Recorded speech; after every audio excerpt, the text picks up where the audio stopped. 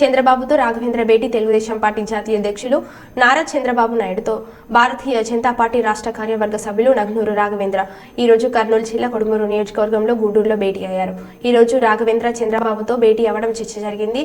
కర్నూలు ఉమ్మడి జిల్లాలో ఎన్డీఏ కూటమి అత్యధిక స్థానాలు గెలవడం ఖాయమన్నారు. ఏపీ రాష్ట్ర కార్యవర్గ సభ్యులు నగ్నూరు రాఘవేంద్ర మాట్లాడుతూ ఎన్డీఏ కూటమి అభ్యర్థుల విజయానికి తమ వంతు కృషి చేస్తానని చెప్పారు.